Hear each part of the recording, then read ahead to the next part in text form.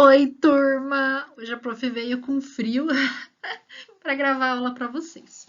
Hoje nós vamos falar sobre a fisiologia das membranas. Então, como que ocorre o transporte entre membranas, como ocorre, por exemplo, o impulso nervoso. Nossa aula vai ser muito boa hoje. Espero que vocês gostem. Vamos começar falando da importância da membrana celular. Então, a membrana celular, ela tem como principal objetivo separar o líquido intracelular do líquido extracelular. Pessoal, aqui vou abrir um parênteses para lembrar vocês da aula passada, para vocês não se confundirem. Intracelular, dentro da célula. Extracelular, fora da célula. E intercelular, é um líquido extracelular que fica entre a célula, intercelular, entre células. Não confundam intracelular com intercelular, tá? Então, o que acontece? A membrana ela vai separar, né, o que está dentro da célula do que está fora da célula. E ela é extremamente importante para o transporte desses compostos. Lembrando aí, por exemplo, que nós temos mais sódio fora da célula, mais potássio dentro da célula. Aí já vão pensando em membrana de sódio e potássio, que vai fazer a troca do sódio e do potássio. Tem mais fora da célula, então quando ele entra, ele vai enviar potássio para fora, né? Então, já vão pensando um pouquinho em relação a isso. Nós temos que ter em mente sempre que o que está dentro da célula, né, na maioria das vezes, é diferente do que está fora da célula. O que está dentro da célula é compostos que a célula precisa utilizar de imediato. Então, por exemplo, a glicose. A glicose a gente não vai ter uma grande quantidade dentro da célula. Por quê? Porque ela utiliza a glicose para energia.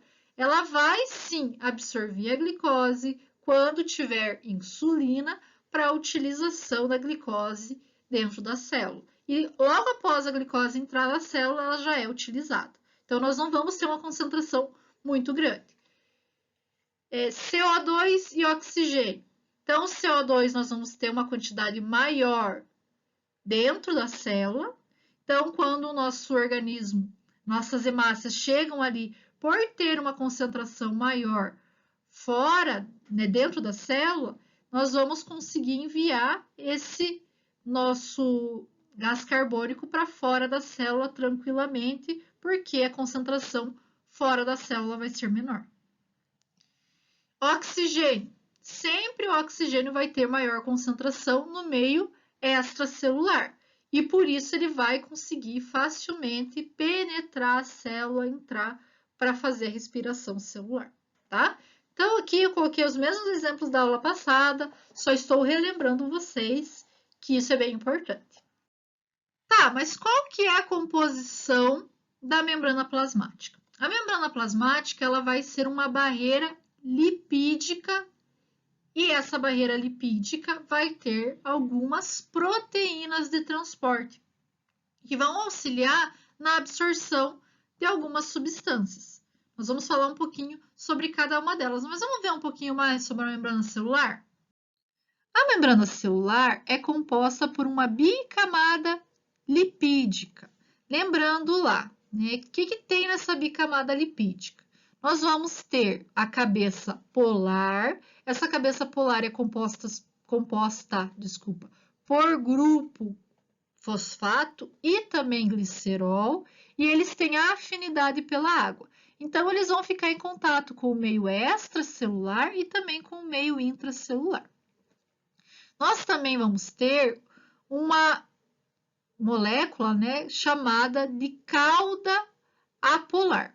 Essa cauda polar, ela não tem afinidade pela água e por isso ela vai ficar em contato com a cauda da outra camada. Então, nós vamos ter duas camadas, ó, vocês vão ver ela separar aqui, a camada de cima e essa camada de baixo, que vão estar ligadas através da cauda polar.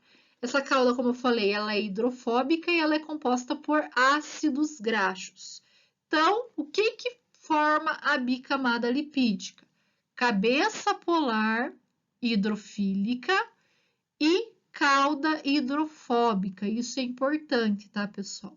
Ah, professora, mas a cabeça é polar, tem afinidade pela água. Não vai dissolver? Não vai dissolver, tá? Então, a bicamada lipídica, ela vai ser immiscível, ou seja, não é miscível, não é dissolvida tanto pelo líquido extracelular como pelo líquido intracelular. Isso faz com que ela forme aquela barreira de movimentos das moléculas de água e de substâncias hidrossolúveis, tá? Substâncias lipossolúveis podem sim passar direto pela membrana, não precisa passar por transportadores.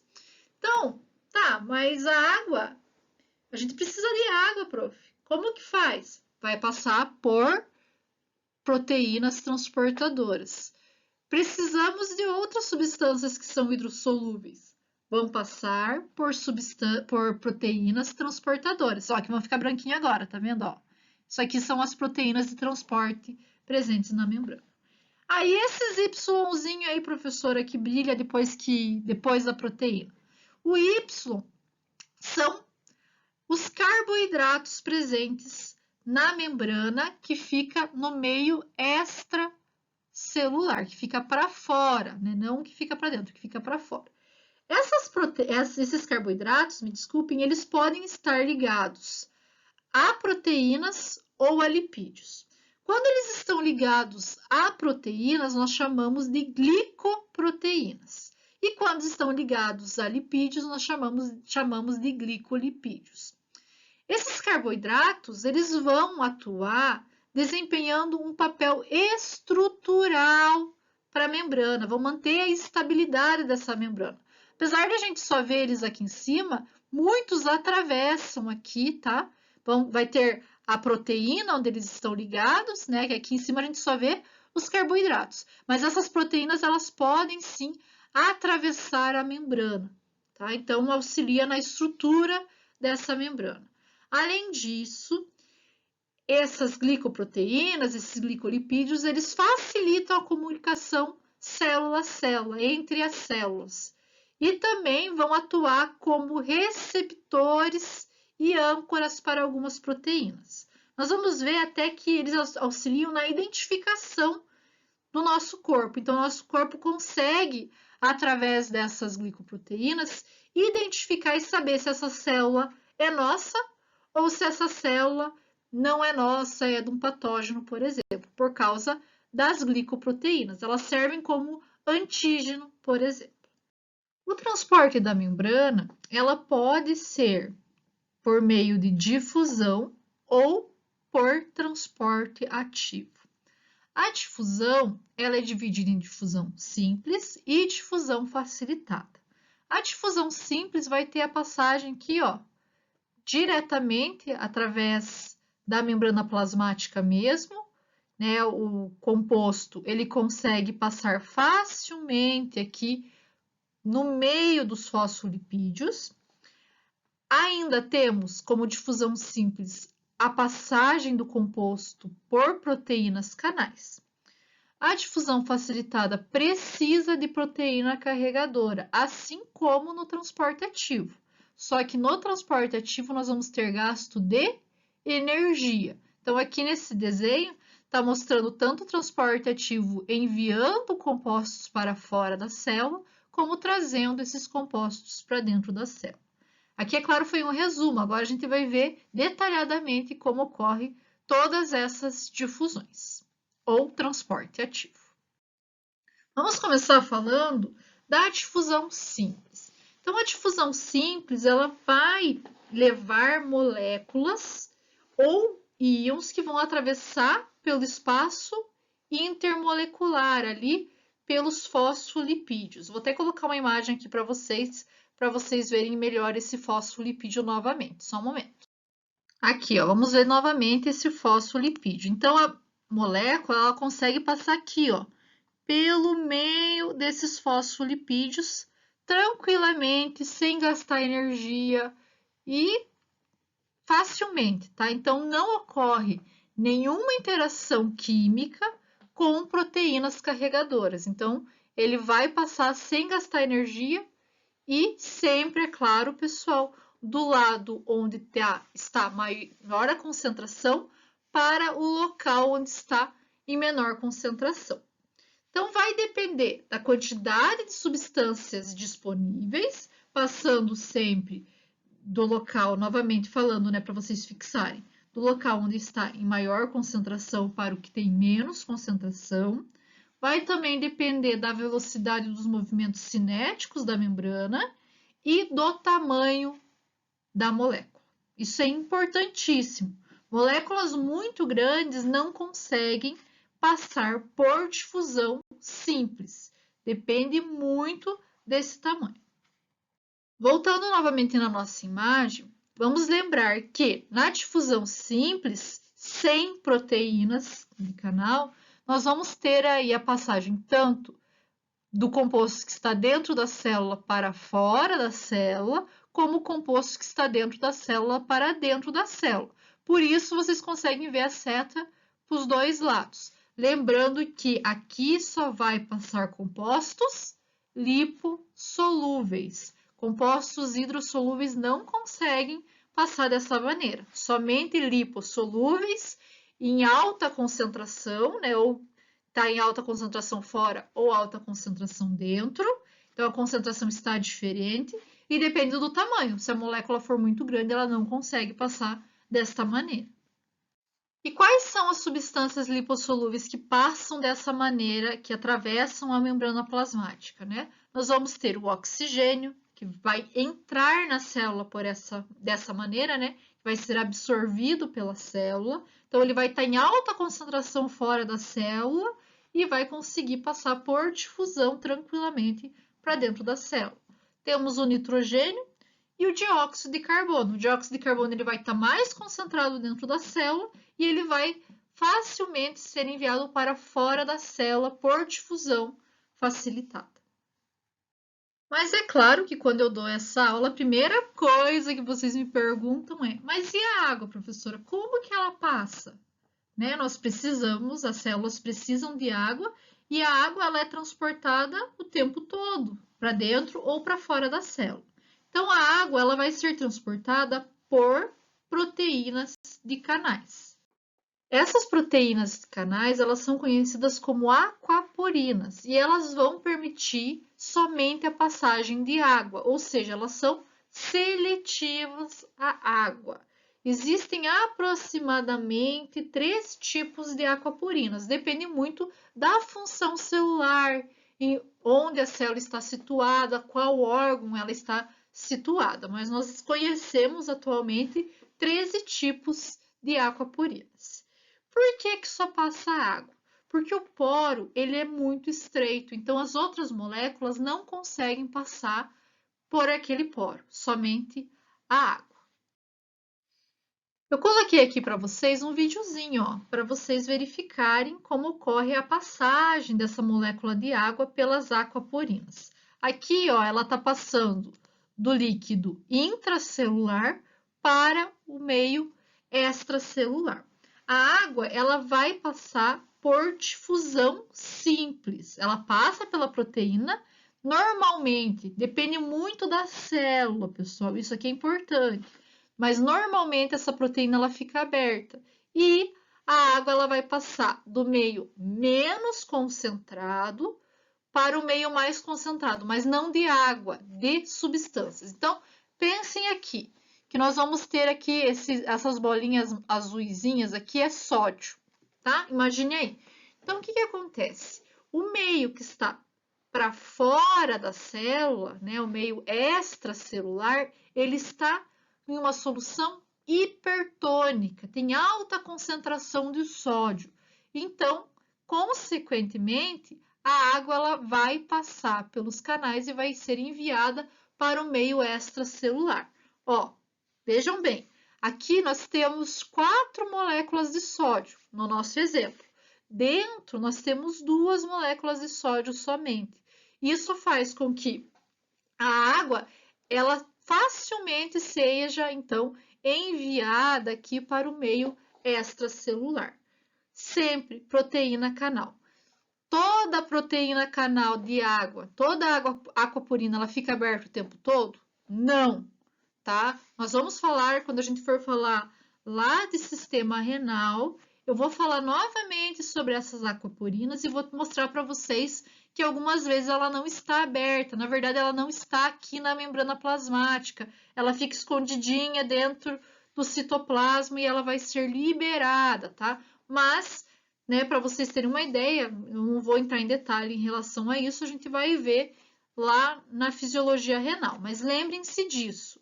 Sempre a água vai passar do meio hipotônico para o meio hipertônico, onde nós temos uma maior concentração de soluto. E é sempre uma difusão simples, sem gasto de energia, por proteína canal. Isso é importante, tá bom, pessoal? Anotem aí. Novamente, o exemplo. Aqui nós temos uma solução de cloreto de sódio. Então, a solução ela está extremamente concentrada no meio externo da célula, vamos pensar assim.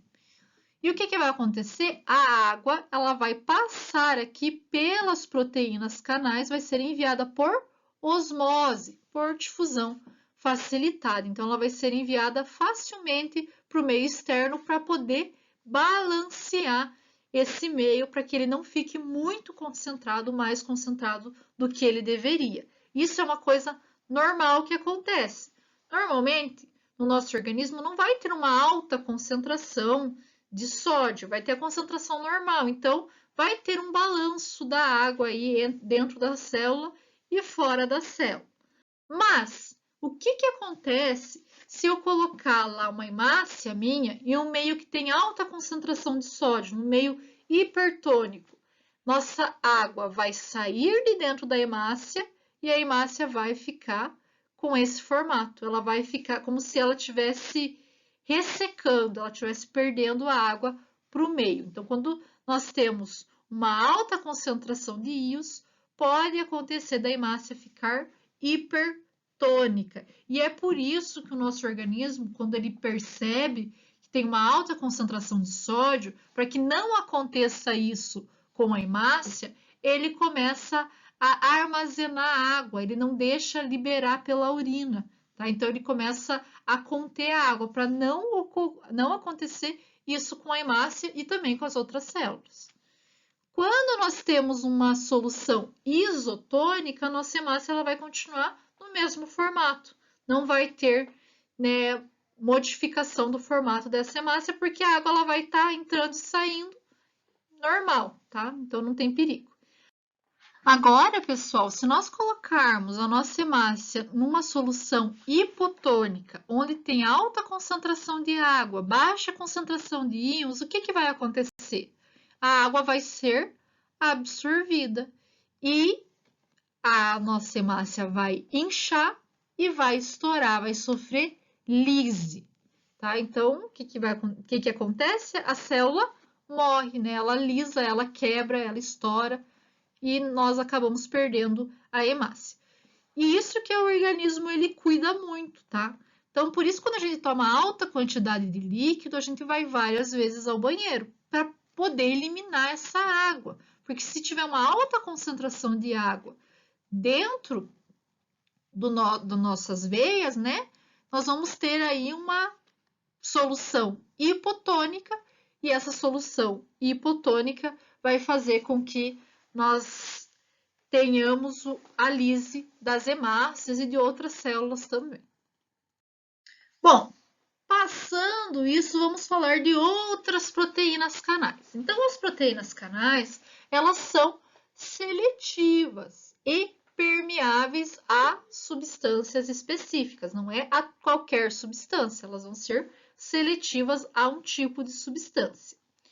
Muitos canais, eles são abertos e fechados por comportas, como se fosse uma hidrelétrica. Quando o nosso sistema, né, a nossa célula precisa de algum combustível, ela abre. Se ela não precisa, ela consegue fechar. Muitas são assim, nem todas, tá? Mas a maioria faz isso. Então, o que acontece? Ela vai receber um sinal elétrico que vai falar: você precisa abrir, que daí a gente fala que é uma célula que tem comportamento de voltagem. Então, ela abre por voltagem. A gente fala que é proteína canal por voltagem. E nós também temos células que vão receber sinais químicos para abrir. E a gente chama de canais, proteínas canais por ligantes. Então, vai atuar a partir do momento que tem a ligação de um composto naquela proteína. Então, existem dois tipos, não vamos esquecer. Proteínas que atuam com sinais elétricos, que são por voltagem, e proteínas que atuam por sinais químicos, onde tem a ligação de um composto químico que abre e fecha, ou fecha, né, essa proteína. Nós vamos falar um pouquinho sobre cada um deles agora. Um exemplo de canal de membrana é o canal de potássio. Então, o que acontece? O potássio, ele vem, se liga aqui ao filtro seletivo a potássio e faz, então, com que ocorra a abertura desse canal e consegue, então, sair da célula. Nós também temos uma outra proteína canal extremamente importante, é uma das mais importantes depois da água, é claro, do nosso organismo, chamada proteína canal de sódio. O que acontece? Quando nós temos baixa concentração de sódio no interior da célula, essa proteína ela se abre e o sódio consegue, então, entrar, somente o sódio, por causa do tamanho e também por causa da carga elétrica dessa proteína, que acaba não deixando passar, por exemplo, íons de cloro, tá? Então, isso é importante, pessoal. Então, lembre-se, esses canais de sódio e canais de potássio são proteínas canais seletivas e vão sempre atuar com levando, né, a substância do meio mais concentrado para o menos concentrado. E são seletivas para sódio e potássio. A de potássio é para potássio, a de sódio é para dissódio. Cuidado, pessoal, para vocês não confundirem com a bomba de sódio e potássio que a gente vai ver daqui a pouco. Essa aqui é proteína canal, tá? Não tem nada a ver com transporte ativo e não tem nada a ver com a troca aí de sódio e de potássio. Na difusão facilitada, nós temos a proteína carregadora. Cuidado, pessoal, para não confundir. Lembram lá, proteína canal, abre um canal no meio da proteína para passagem da substância. Na proteína carregadora não abre canal, vai ter uma interação da molécula, da substância, do íon com a proteína e essa proteína vai carregar a substância para dentro ou para fora da célula. Vai ficar aquele vai e vem, tá? A gente vai ver um pouquinho sobre eles. Lembrando, difusão facilitada, tá? Difusão facilitada não gasta ATP. Então, olha aqui um exemplo de uma proteína transportadora. Essa proteína, ela está fechada, vocês estão vendo? Isso é importante. Parece um canal, mas não é um canal. Ela vai estar aberta aqui para o meio externo e a molécula vai chegar aqui. A partir do momento que a molécula chega, ela vai se ligar com o local de ligação. Ela se liga a esse local, muda a conformidade, a conformação da proteína. Então, é como se pegasse a nossa proteína que estava com o lado de baixo fechado e ele fosse para cima, para fazer o fechamento novamente do local. Então, esse é um dos tipos, não é todos que acontece assim, pessoal. Um dos tipos de transporte. Molécula transportadora se liga ao sítio de ligação, a proteína reconhece essa molécula, altera a sua conformação e então absorve, digamos assim, a molécula. É um dos jeitos que ocorre esse transporte por difusão. Então, precisa ter uma ligação de substância dentro da molécula? Não. Ela vai reconhecer a molécula, dentro da célula? Não precisa. Ela vai reconhecer a molécula que vai ser transportada e a partir desse sítio de ligação, ela vai absorver ou ela vai enviar para o meio externo, tá? Ela pode fazer tanto absorção quanto excreção dessa molécula. Então, vamos ver aqui mais um gifzinho para tentar explicar um pouco melhor para vocês como funciona essa proteína canal. Então, a proteína canal, ela vai reconhecer a molécula, né? A molécula se encaixa, ela reconhece e ela absorve ou excreta. Depende aí, né, da quantidade de substâncias e da importância nesse momento para a célula. Então, lembrando, pessoal, isso é importante. Não tem gasto de energia, por isso é difusão facilitada.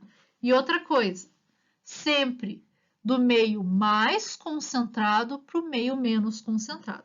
Aqui o nosso exemplo, né, nós temos o meio externo, que tem alta concentração da substância. Essa substância, então, ela vem aqui, a célula percebe. Realmente, nós temos uma quantidade menor dentro da célula do que está fora. Então, ela vai facilmente reconhecer a molécula e abrir a região aqui, que não é o canal, que fique bem claro, vai mudar a conformação para absorver essa molécula. E quais são os fatores que vão interferir nessa difusão facilitada? Um dos fatores é a concentração. Lembrando que sempre vai passar do meio mais concentrado para o meio menos concentrado. Então, a diferença de concentração pode sim influenciar nesse transporte. Por exemplo, eu estou com uma pequena quantidade na célula, eu precisaria de mais quantidade de uma substância X.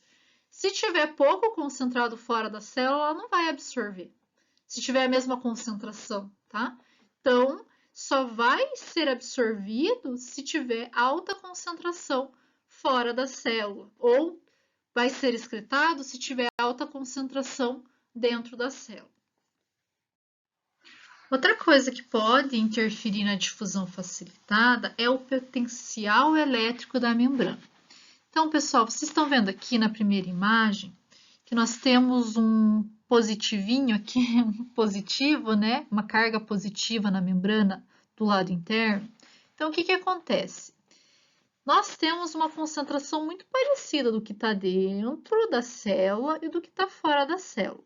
Mas a partir do momento que nós temos essa carga na membrana, que no nosso exemplo aqui é positivo, isso facilita a entrada de substâncias. Então, vocês conseguem ver aqui que na segunda imagem, as substâncias que estavam fora da célula acabaram entrando na célula. Por quê? Porque essas substâncias, elas tinham carga negativa. Lembrando, os opostos se atraem. Então, a carga negativa, as substâncias com carga negativa, elas passaram facilmente para dentro da célula, mesmo não tendo diferença de concentração do que estava dentro da célula com o que estava fora. Ou seja, o potencial elétrico da membrana, ele facilita a passagem de substâncias sem gastar energia através da difusão facilitada. Esse princípio ele foi reconhecido por Nernst, por isso que a gente chama ele de potencial de Nernst. E aqui nós temos outro fator que interfere nessa difusão facilitada, que é a diferença de pressão. Então, a pressão ela pode sim fazer com que essa substância seja enviada para o meio intracelular ou extracelular.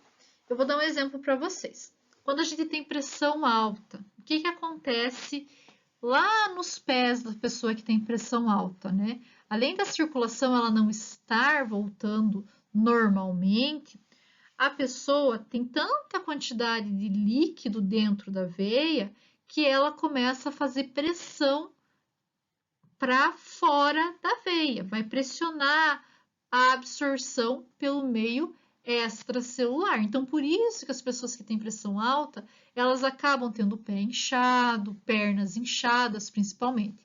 Porque o sangue não está conseguindo voltar do mesmo jeito que ele voltava antes, ele acaba ficando por mais tempo na região mais inferior do corpo. E também, além de não estar conseguindo ter esse retorno total, ele acaba fazendo pressão, não somente nas pernas, pessoal, na mão também, a pessoa acaba tendo um inchaço maior nas mãos, tá? Então, o que que acontece? Vai causar uma pressão na veia, tem tanta quantidade de líquido dentro das veias e artérias, que essa quantidade de líquido ele vai fazer uma pressão e ele vai sair de dentro dessas veias e artérias e acaba fazendo com que o nosso líquido extracelular ainda, mas o intercélulas, tenha uma grande quantidade de água e por isso a pessoa fica inchada, tá? Por causa dessa quantidade de água. Esse é um exemplo aí da diferença de pressão e como a pressão pode sim fazer com que ocorra uma absorção ou uma excreção de substâncias pela célula.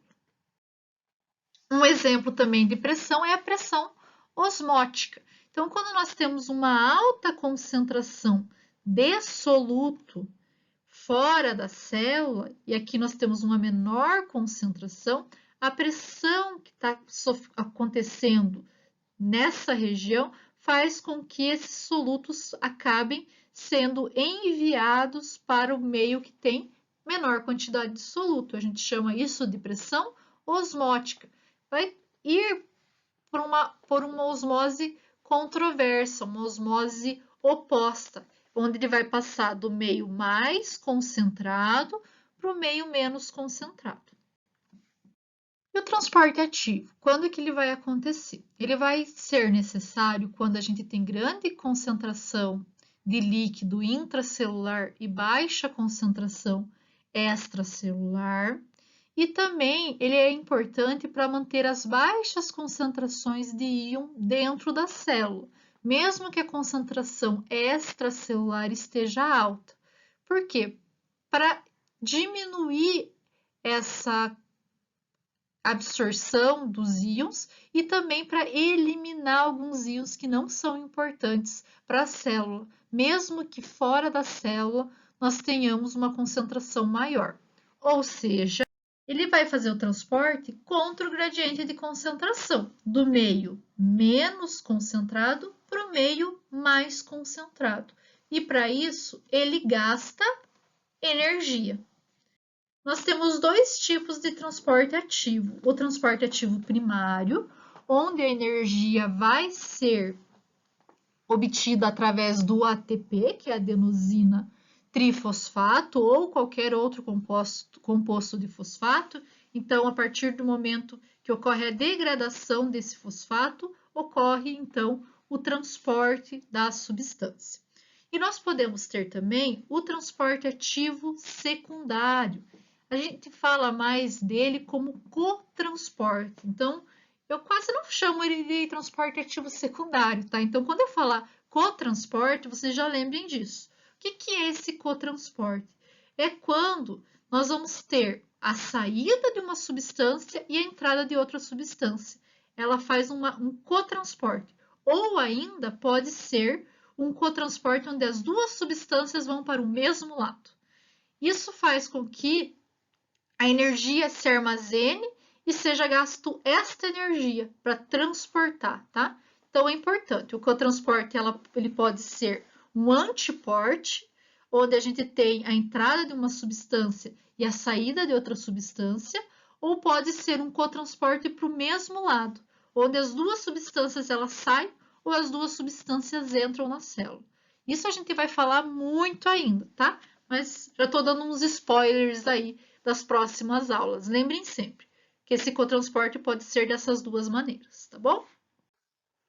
Aqui, pessoal, eu vou mostrar para vocês a bomba de sódio e potássio. Cuidado para não confundir com aquele canal de potássio, tá? Aqui é a bomba de sódio e potássio, onde a gente vai ter a passagem da substância do meio menos concentrado para o meio mais concentrado.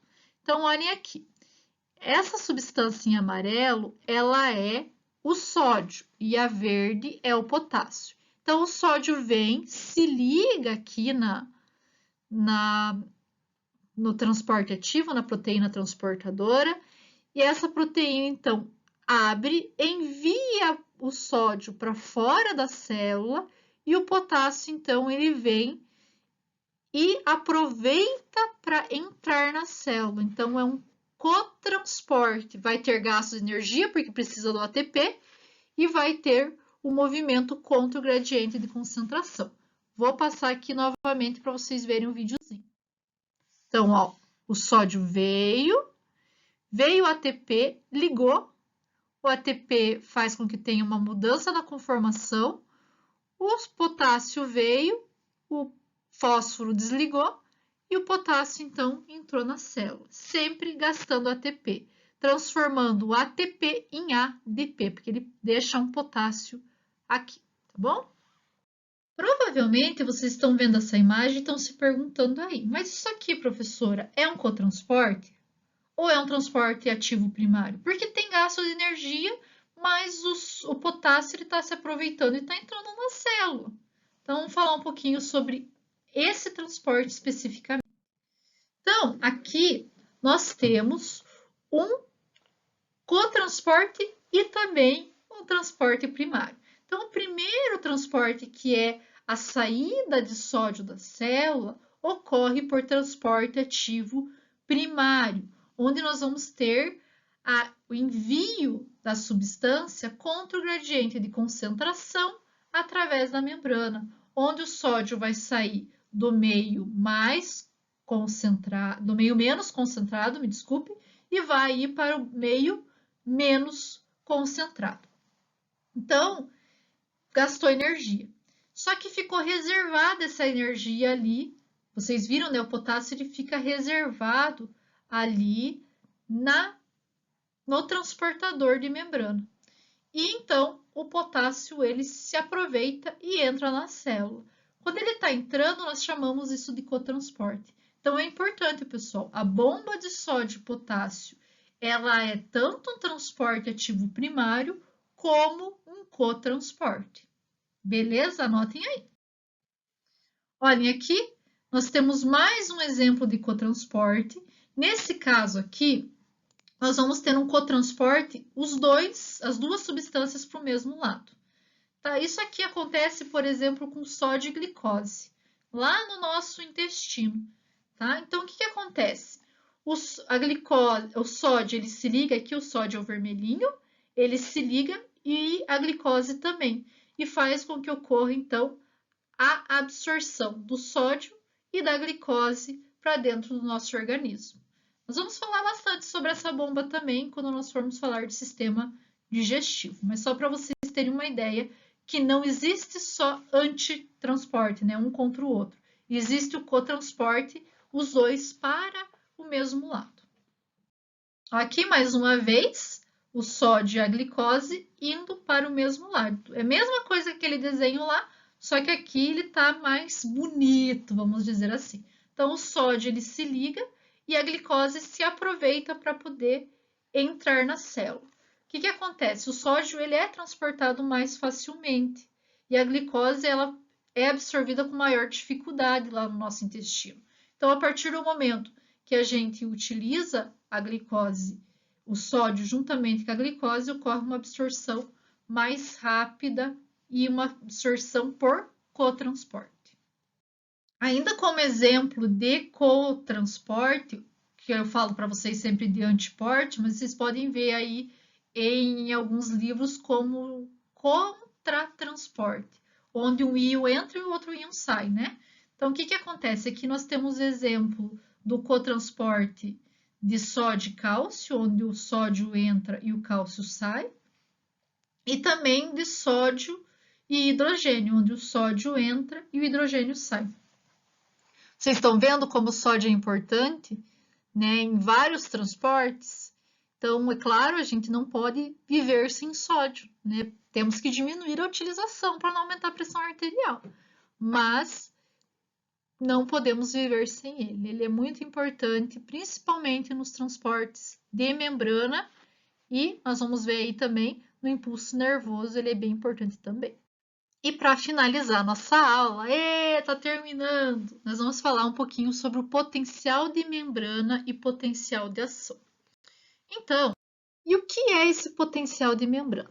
Lembra que eu falei para vocês que tinha uma carga positiva lá num dos exemplos que eu dei, bem próximo aqui à membrana, no meio interno da célula?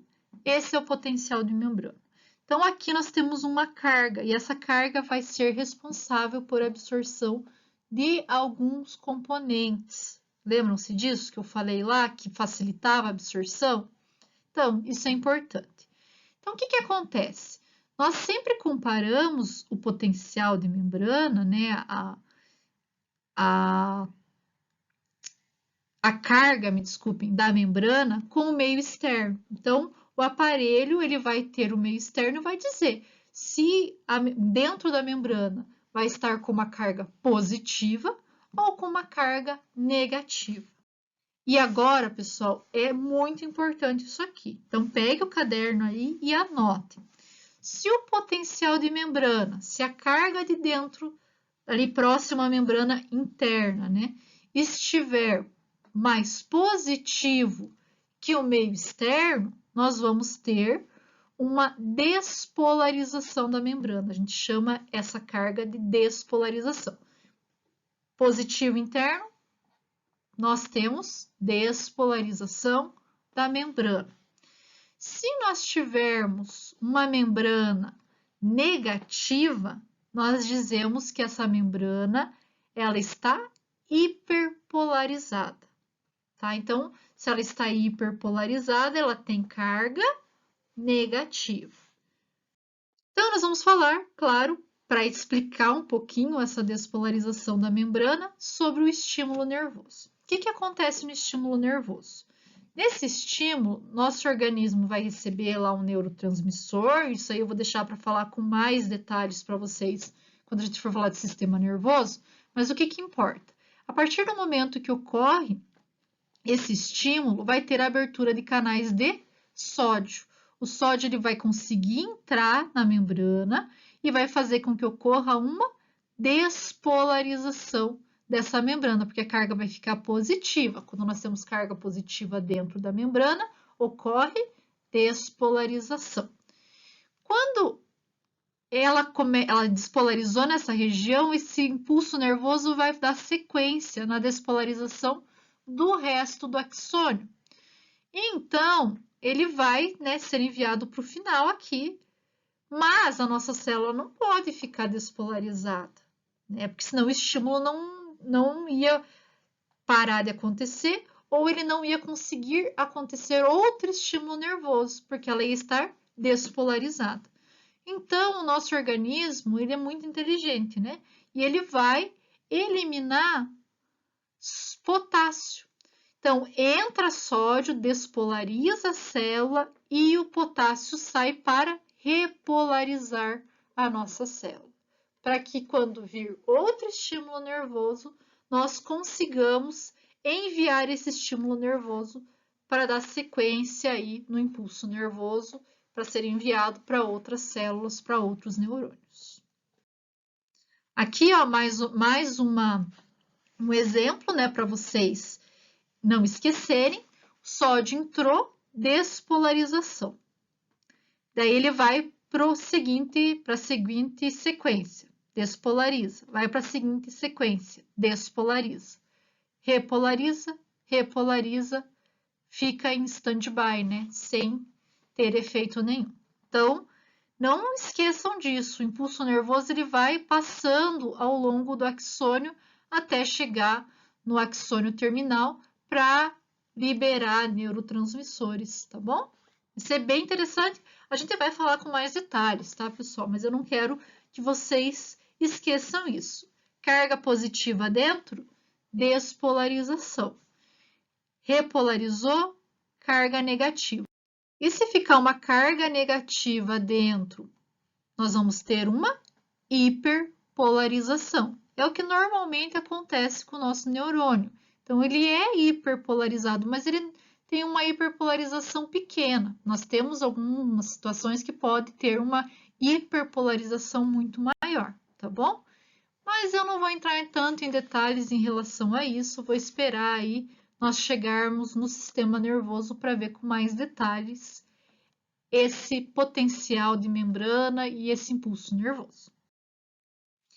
Pessoal, espero que vocês tenham gostado da aula, eu fiz com muito carinho. Até semana que vem, um grande beijo. Qualquer dúvida, fico à disposição. Tchau, tchau!